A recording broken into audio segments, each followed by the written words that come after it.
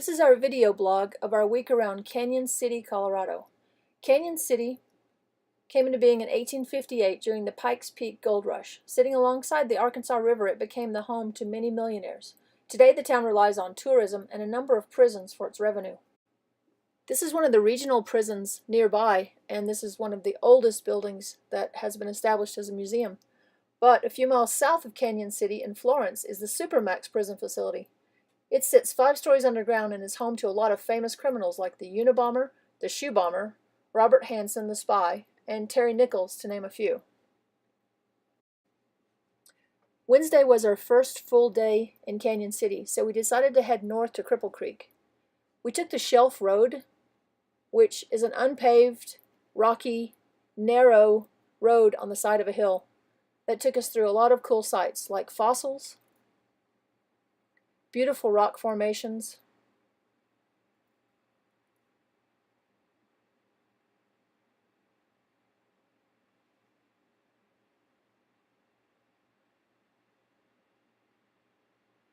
we got to explore some abandoned mining sites, and we even saw a brown bear along the way. We arrived at Cripple Creek around lunchtime and took a walk around town. We met a really nice couple at the hitching post who wrote a book, so we bought a copy. We had lunch at a nice restaurant over one of the casinos, and after lunch we headed to the Homestead Museum for a tour. The Homestead Museum is a perfectly preserved brothel from the late 1800s, and the tour guides were full of stories and interesting facts.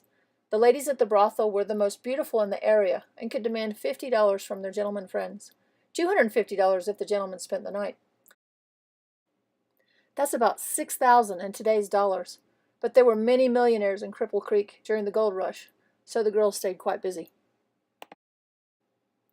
After the brothel visit, we checked out the cute single-gauge railroad that runs between Cripple Creek and its sister city, Victor. Not actually a relic from the gold rush, but a British train that was imported from South Africa. We headed from Cripple Creek up to Pikes Peak, which is over 14,000 feet above sea level. There is a fee to drive up Pikes Peak Parkway, but it's well worth the price. It's a 19-mile drive up into the clouds, with breathtaking views along the way. While we were there, we saw crews setting up for the Race Up Pikes Peak, where race cars compete for the fastest time up the mountain. This year the race was won by an all-electric Volkswagen, who finished the course in a little under 8 minutes. It took us over an hour.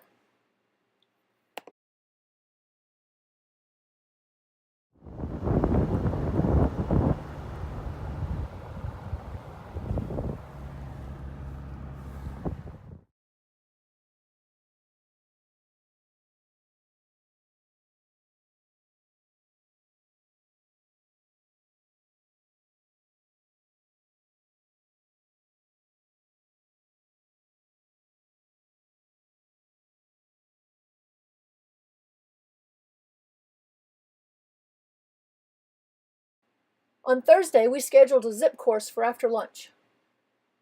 We went to the extreme course at Royal Gorge zip lines because we wanted to have some fun and go really fast. Eric and Jordan were our guides, and they were super good at keeping us safe and entertained. There were a lot of fast runs, and at the end we got to jump off a 70-foot tower with a bungee. After some beer to celebrate our survival, we drove over to the Royal Gorge Bridge to check out the view. Originally built as a tourist attraction, it remains that today with great views, a gondola ride, and some fun stuff for the kids.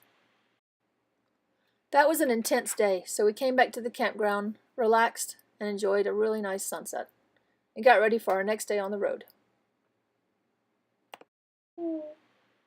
On Friday, we drove the other half of our loop, headed west to Salida.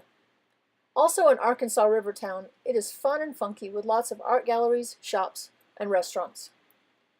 We sat at a restaurant and had lunch while we watched the paddlers do tricks in the river.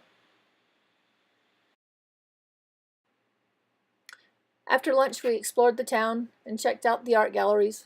We found a great place called the Bungle Jungle, full of crazy monster sculptures. That was a blast. We headed out of Salida and on a side road up to St. Elmo. St. Elmo is a ghost town with a lot of original buildings still standing. It's on the National Registry of Historic Places and is worth a visit. They also have some really cool hummingbirds. Further up the mountain, on a dusty, rocky road, was the ghost town of Hancock. Only the base of the saloon is left. The rest of it has disappeared. A short hike further is the Alpine Tunnel, and that was built to provide train service to St. Elmo. The tunnel cuts through the Continental Divide, and though it was only active for a short time, it remains the highest railroad tunnel and the longest narrow-gauge tunnel in North America. Back on the main highway, we continued northwest to a viewpoint where we could see the 4 Collegiate Peaks, named after East Coast colleges, Harvard, Columbia, Yale, and Princeton. They're each over 14,000 feet, and they mark the Continental Divide in this region. On Saturday, we stayed closer to home and took a hike along the Arkansas River. We took the Tunnel Road Trail, which used to be an old rail line that sits about 100 feet above the river.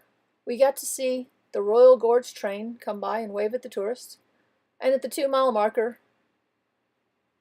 we stopped to turn around and go back.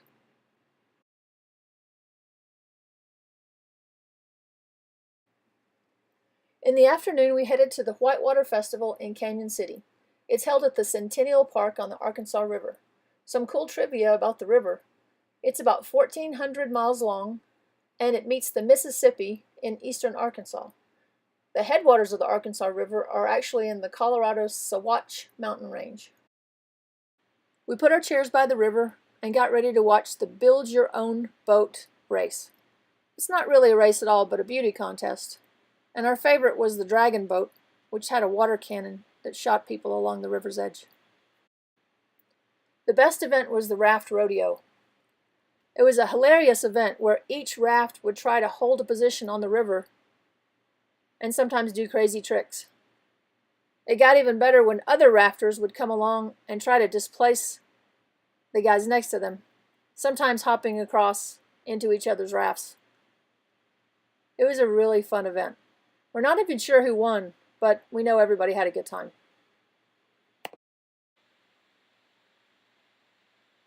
Sunday was Donkey Derby Day in Cripple Creek, so we headed back up there to see what it was all about. There were lots of really cool craft booths, and we went upstairs and had some lunch at one of the restaurants. I met some donkeys, and about 1 o'clock they started to bring all the animals together to get them ready for the race. The donkey race starts at the top of one hill and goes through the middle of town to the top of the other hill. Each donkey has 2 handlers who guide the donkey through obstacles and pick up baggage along the way. Yay, run! These guys are in the lead. Yay! Go, go, go, go, go! And pulling up the rear. Come on, doggies.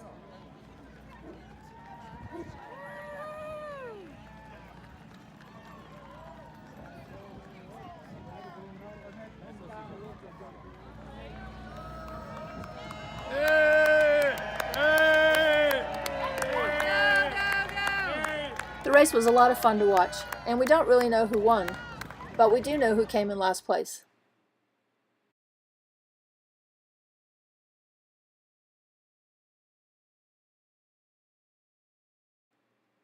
That's our week around Canon City. We hope you enjoyed our blog post. Check us out on Instagram at RockinRobinTravels, and check out our blog at robinlee49.blogspot.com for more photos. See you next week.